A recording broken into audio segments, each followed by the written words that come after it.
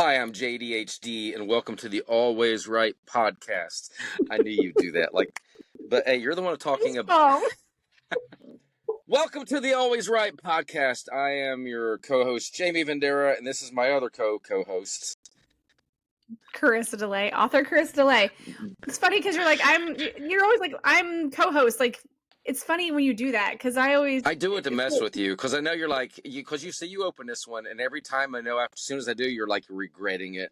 You're like, because I'm lazy. I don't really want to open or close. I'm not an opener or closer. I'm a middler. Sometimes I gotta take you out of your comfort zone and make you do the things that you don't want to do, which is perfect to start this episode because no one wants to write an author bio about themselves. I know, that's true. It is the hardest thing. It is so hard to write about yourself. It is. And I feel like that's one of those things that a lot of authors. Okay, let's take a small break for Jamie and his water bottle. I gotta finish it before we're done. All right. Oh my gosh. All right. Surprised you don't get up in between sets and like go pee a scream. I told you I'm like a camel. I'll hold it until the middle of the night and then I pee 15 times. Oh my gosh. So I like my sleep. I hate having to get up. I'm like, oh, I do too. I wait for an hour while my stomach hurts. I'm like, why didn't I break down and buy me some Depends like I've been thinking about? Diana be like, Jamie, stop. All right. Author bios. Yes, author biography of who you are, like your bio of what's going on the back of your book, what's going on your KDP, what is telling people about who you are. When a newspaper writes you up, they're going to pull information from there. So don't make it a one-liner. And don't make it like, hey, I'm a garbage salesman, and and in my part-time I like cricket. It's about. Did I use my Kentucky voice? I did. I don't know. It's like some kind of like Midwestern Southern rampage or something. It's like the Green Mile. Can I get some of that cornbread?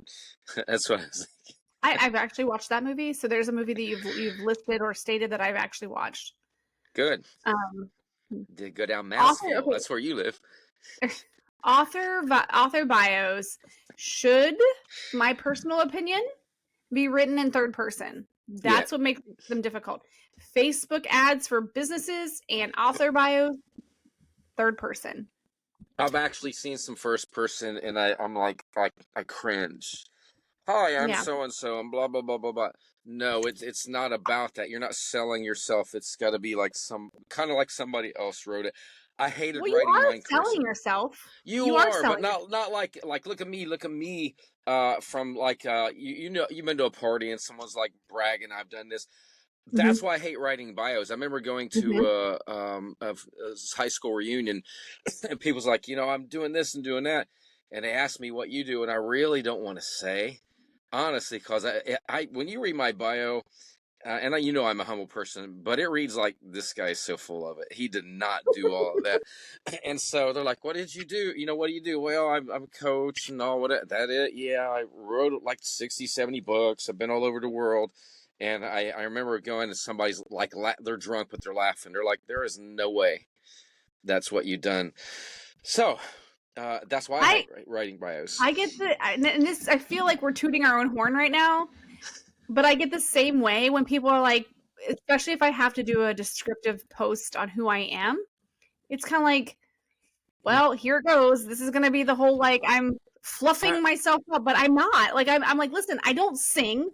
I don't run marathons. No, but I would think the same thing hearing you with I'm like, she's an artist. She's a tattoo artist. She's owned her own business. She's written multiple books. She does this. She does art, design. And I'm like, okay, if one person would have done, like, I'm a tattoo artist and that's what they do, I could understand, but it was bam, bam, bam, bam, bam. It does get kind of silly. But honestly, when you're writing your bio, that's what you're looking for. You know what? It could be, hey, you were on national television for this or that, or you held this award. That is the kind of stuff that newspapers want to read. That's the kind of stuff that when someone reads your bio, they're like, wow, they hold their masters and they won this award in science. Wow, I got to check out this author. So it is kind of, in essence, it is kind of a fluff piece, honestly. Yeah, you're giving yourself credit, But again, we've talked about this in, I think, the word vomit episode, where we're like, and even in the KDP episode, where we're like, don't use things that are personal opinions, like best book ever, or always this way, or I'm the only person that does this. No, you're not. So like, you got to be careful about how you list yourself to not look like you're just a Facebook ad, or those little like as seen on TV type things. Correct. Oh, I thought you were going to say something. I was waiting for that. No, I just wondered if you're going to read your bio. I can read mine at the end. I've changed my bio, but I'd have to look it back up because I've changed my bio on KDP because I no longer live. I don't want to hear it. Don't want to hear it. Don't want to hear it. Yes, I know. You live in on the white sand shorelines of Destin, Florida. Thank you, Taylor Swift, for mentioning us. I had to write 2 bios, one for Vendera Publishing and one for JamieVendera.com, because it is the same world, but it's not, with coaching and all I've done with the artists I've worked with and the television shows I've done. That's more important for that world, where my Vendera Publishing bio, there's a little bit in there about it, but it's like, hey, I've been on Mythbusters, but I've written so many books on singing, and I'm in fiction and blah, and you get straight to the point. I feel like, I don't know how you feel about your length, but I think I did maybe 3 paragraphs. There were 2 tiny paragraphs and one little thicker one, and that's about it. A lot of people author bio, I think originally was a short paragraph, but it wasn't very good. And my second version, hold on, let me go look while we're doing that. I was just checking to make sure I didn't put my bio on the back of my books, any of them. I know some people do, but I try to get to the point and use up that space to talk about the book. Yeah. Yeah. That's personal preference. Yeah. So my original author bio was terrible because it was literally like 1 sentence, and it's like on the back of this. But some people do that under my page. Yeah, what? I mean, a lot of authors do that, and I considered that one time, but I thought I need to talk a little more about the book, so it didn't work for me. Yeah. Plus, I stuck my face on the front of most of my books instead on the back. Yeah, this was my self-published version, and I guess I never realized this was one of my first prints off the press and how crooked it was. This is how you know the difference between quality. Mm-hmm. This is not, I mean, it felt like quality, but like literally look at this. It's all cut off. They should have caught that. Quality control, they'll talk about bleed and edge and all that. Yes. Like, I didn't even realize this is like because I had a hardback and paperback on that one. So I didn't even realize that one was like, but then you have good quality, Daniel's layout, Then Tim helped me, Tim Cruise Camp, he did the whole cover thing and helped me he doesn't like to do all the word stuff anymore, but I was like, please. But this one, by the time I got to my nonfiction, I had 2 paragraphs. So it evolved to like less than like the 1 sentence, but I revamped it on KDP, and I will update it on Canvas. When it comes out, I'll have a new author bio that I kind of like updated based on where I am, things I'm doing. But at the same time, I didn't add, like, no one that's reading my fiction novels needs to know I'm a tattoo artist. That has nothing to do with me writing. No, but I mean, but if you delved into that world more, started drawing more and painting more, then I can understand. Like with me, I have a bio for vocal coach and a bio for author. That's where that would come in. Well, if I wrote a book about like the tattoo tales of my inked world, that's different. I'm a tattoo artist. I would probably put that on there. Or if you were like, a lot of the tattoos are based on characters in your book or something, you'd be like, yeah, she's a tattoo artist and she actually ties in her art with her books. That would make sense. And if you're a new author and you're like, I don't do anything, guys, except I am a tattoo artist. If that's important to you, that's fine, but think of like, what's going to promote you as an author? Mm-hmm. Yeah, I mean, this is your space to showcase your unique ability to create new personalities and storylines and themes and things that you're trying to get out onto page. So what brought you to this point? Why are you fascinated with that? Explain what kind of sparked your writing fuel, your fuel for writing this book. So there's, author Jamie Vendera has always sought to take his mind to other worlds with his JDHD, and to follow him on the adventures. I was just in two different worlds. I'm back. Yeah. So this is a way to basically to target your audience. This is a good way to bring people in, like, this is who I am. These are the things that fascinate me about writing, or these are the types of things that I like to read, or whatever it is. It still has to be in third person. But like you had said, you need to mention those notable achievements. If you're writing your second book and your first book got notability, oh my gosh, speak. Got its recognition. It got recognized. It has been recognized by awards from other sites that maybe have given you an award for your book. No, write that down. Award-winning author. Like we have Anne McGee. She's an award-winning author.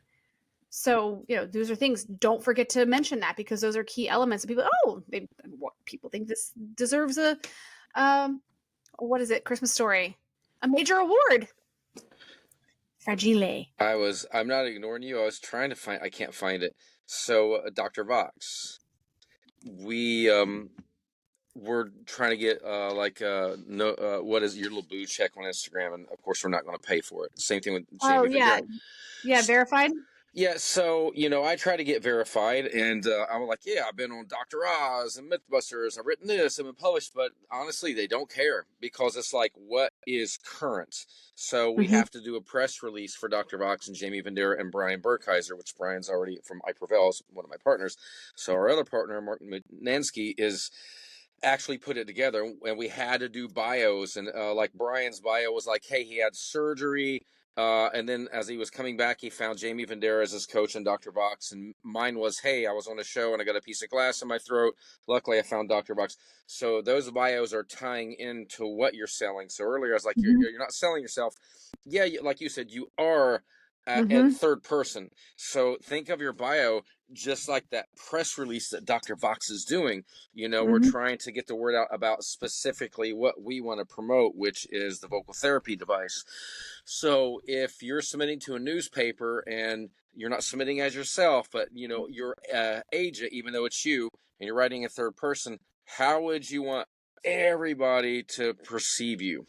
You're the author of this new fantasy novel that's based on 5 books, and the first one launches in 2 weeks or whatever. When you won a literary award in high school and in college and blah blah blah blah blah. So everything ties into that. But don't make it grandiose. You don't want to go over the top. That's why I hate doing mine again. Well, so you say grandiose at the same time. You don't want to make it too grandiose that you look like you're too big for your britches.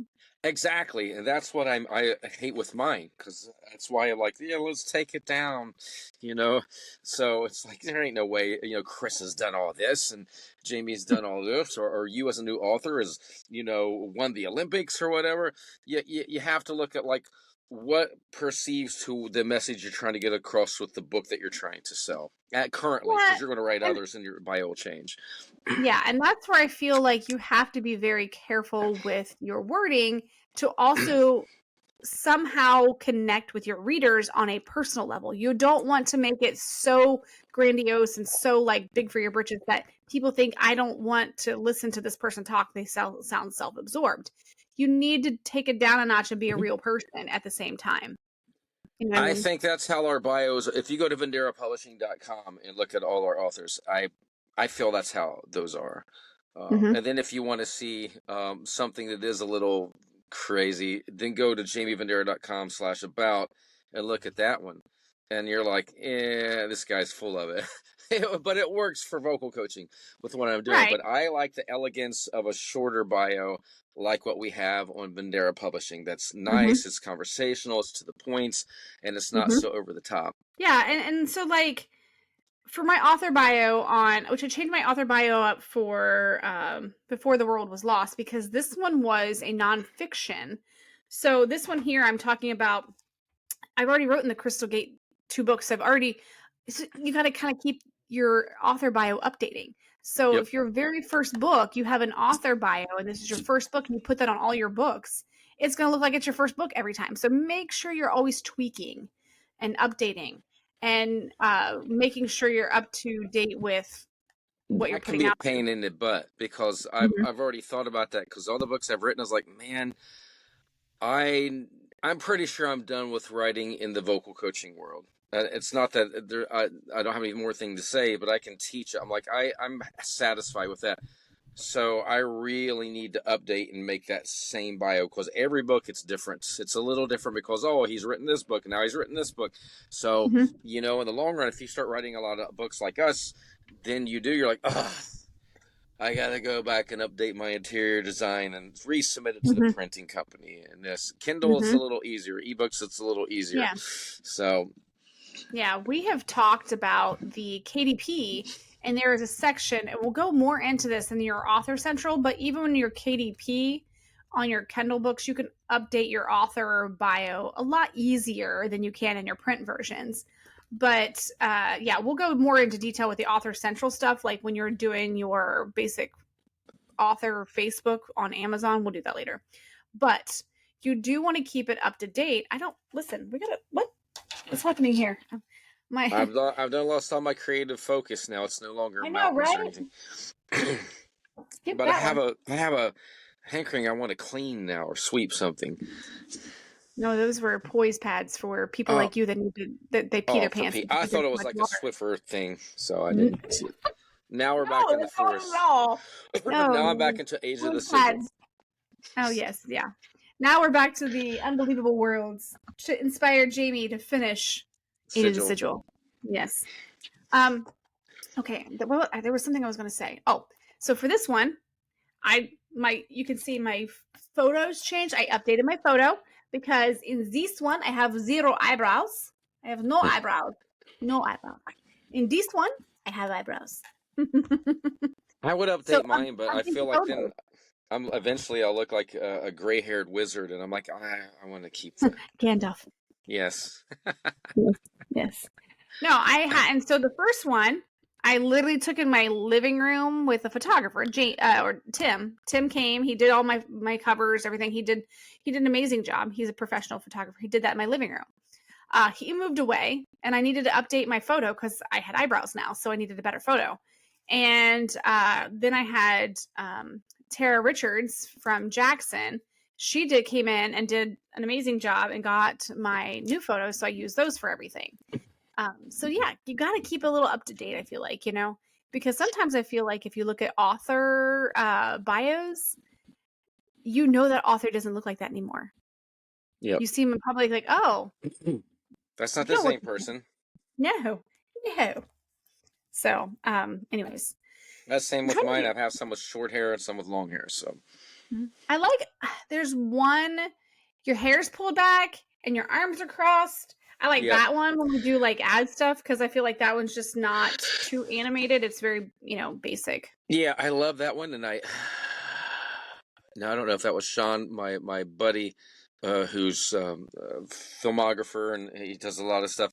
He done some for me, and I'm like very faithful to my team. I have a small circle, so I had a local photographer who I still love, and it was nothing against him. He probably did that one, and I'm telling you, JDHD just kicked in because I just forgot his name, Kevin. And Kevin, I'm sorry I forget your last name. This guy's freaking awesome. He did all my pictures for Raise Your Voice. He did Raise Your Voice 2, Ultimate Breathing Workout. So great. So Sean did like Mind Over Music cover, Sing Strong. No, not Sing Strong, Sing Fit. And it was just convenience. I was always with him.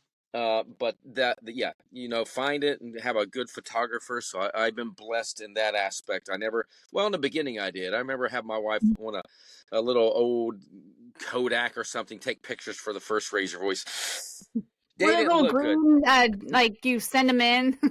Yes, I had this was back in 2003, 2002, snapping all these pictures at her work and had to go get them processed at Walmart or wherever, and then take a picture of it or send them to somebody to put in a book. And it was like, yeah, come a long way since then. Yeah. I mean, now your iPhones are basically, Oh, amazing. high res. high resolution pictures. So, include your website, include your social media handles, anything that is relevant to contact information so your readers can reach out and connect with you and learn more about you as you're updating new books. Make sure all those things are listed on your author bio at the end. If like kind of when we do our episodes, it's for more information. You can follow here. You can go to this website. You can email us here. Make sure that stuff's in your author bio and maybe even a little separate snippet right below your main information so it doesn't get lost. And I know, like in this day and age too, websites aren't as prominent anymore. I still believe you need one.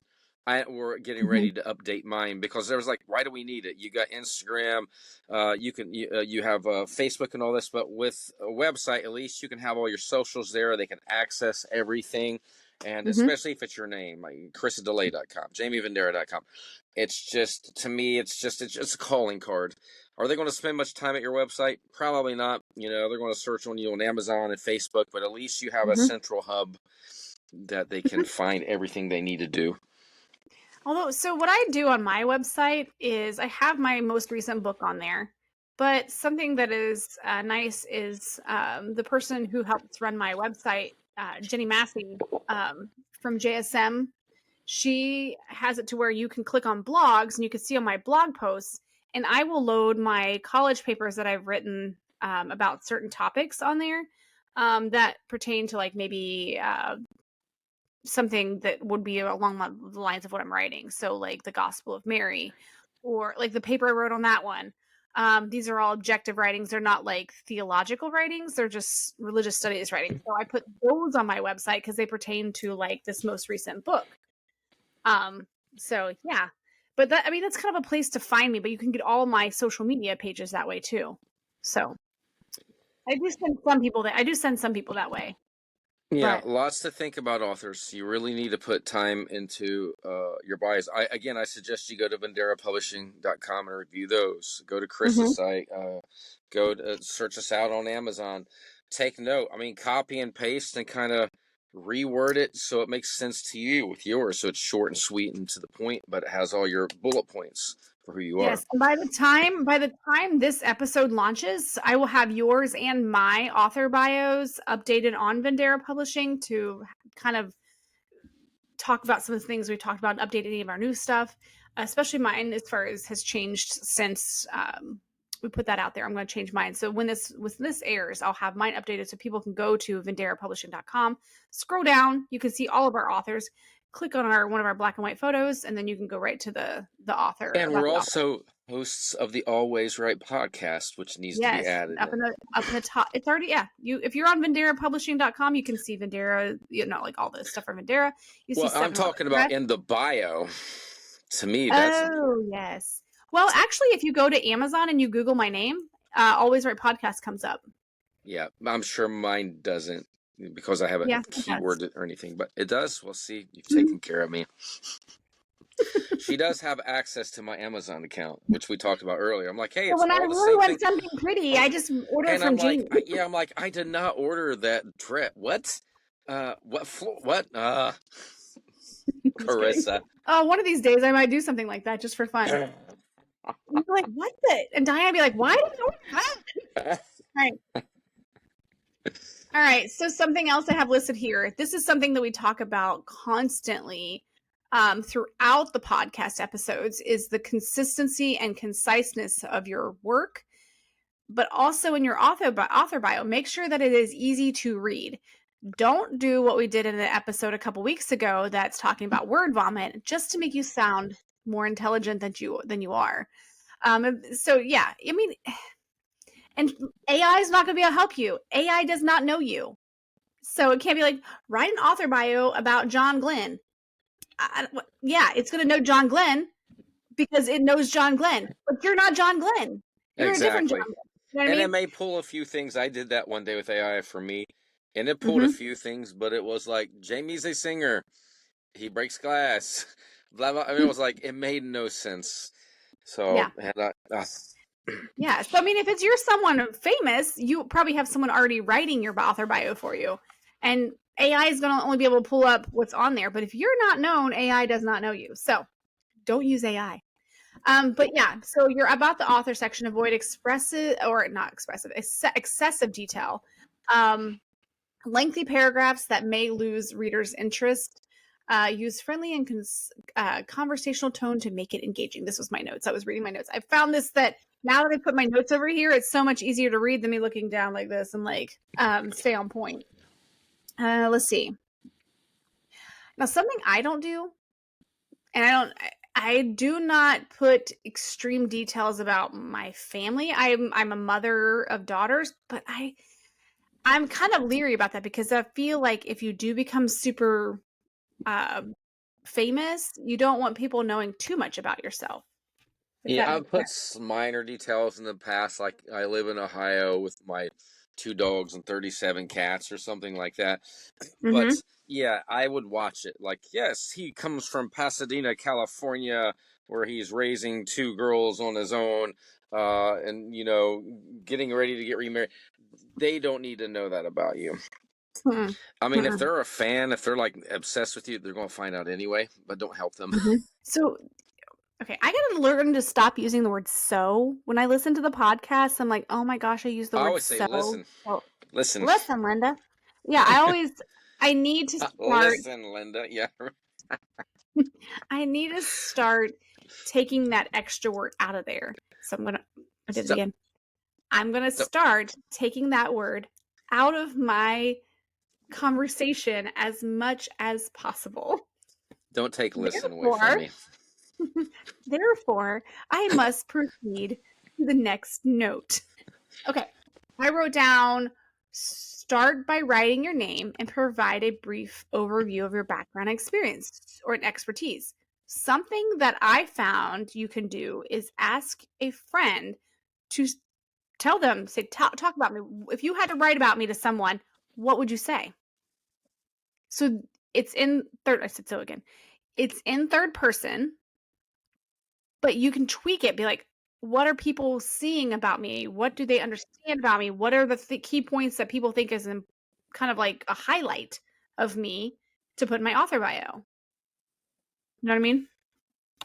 Yeah, and then they will say stuff like, Chris is a author of multiple books in both fiction and nonfiction, as well as owned her own beauty shop, and she was a this and that. So take into consideration, look as like, don't need that. But at least you'll have a view of yourself that you might not have thought before, or they might say some really cool lines. Record it. Record what they say, just in case you're like, what did you just say there? That was really cool. I want to use that. I don't know. I got JDHD. I can't remember what I just said. So make sure you capture them. I have that happen to me often, where I'm literally standing there talking to someone, telling them a story, full on giving the preface of the story, and then I forgot what the story I was actually. I'm like, I don't know what I was going to try to tell you. Like, I literally forgot what I was trying to tell you. I literally set this all up, and now I forgot what I was going to tell you, so I'll come back to it later. So you're telling me you got a little bit of KDHD? Yes. Mine, yeah. Stay tuned for the adventures of JDHD, because I am going to create some fun. Because if you did a KDHD, it's not going to have a little water jug in it or anything. Yeah, I don't know what mine would have. All right. So that was it was fun. It's always fun. It's always fun. Okay. All right. What's your plans for the day before we sign off here? Always teach. I do always write, which is always fun. Then I have to always teach. I don't even know how late I got to teach. I don't think it's a late night. I think I'll be done by 7. Oh, so maybe only 8 students. Short day. Not me. I have one client this evening, but I think I might go in my backyard and lay out in the sun. Oh, okay. Just rub it in. My backyard is almost on the beach. Well, I mean, I can see the pool from here. Oh, okay. But you can't see the beach sand from there, right? There's a path right here, and then I can walk that and go down to the beach if I wanted to. Yeah, I hate you. I'm done. I'm glad you showed up Saturday and you left again, because I'm sick of it. Hey, I think we better end this podcast. Look at this. Oh, shut up. No, this is from this is from being outside at beach tournaments. So this part is red. I'm going to send you a strange feet pic because Did you just say that live on the podcast? yes, it'll be Always free. feet. Totally free feet pic. And Of my feet yesterday in the sun. These feet are burnt, and there's a line where I had my pants on outside because my legs are super white, and I didn't want to wear shorts and blind the other team. So I wore pants. I'm like, man, I should wear shorts, but then I would have had a weird line with the shorts. So I was like, I hate tan lines like that. I mean, so now I know why some people lay naked. all right, if I start making money off of it on strangefeetpics.com, I don't want to hear it because once you send it to me, I'm considering it public domain. Like last week's episode. I know, but I was promoting it. Go back and watch it to see if I talk about feet pics in it. And so, all right. Well, since you opened, you get to close. Oh gosh. Okay. You do a great job, but you do a great job at this. Do not. Your opening needs some work, but your closing is amazing. I love how I do it because I know it drives you insane. No, I know. Hey, so all right, I'll be serious. AlwaysRightPodcast.com. Go to the website. You know, if you wanna, I don't remember where we're at. I say this every time. Spotify, Apple Music. You can watch us on YouTube. You can email us at alwaysrightpodcast@gmail.com. Because you know what? If you write a bio and you're curious, I'd love for you to send it to us. You know, let us help you out. Let's check it out and give you some pointers. Absolutely. We love that. So, but yeah, reach out. Go back and watch all of the podcasts. We're putting some really cool little nuggets in here to help you as a writer. We're always growing.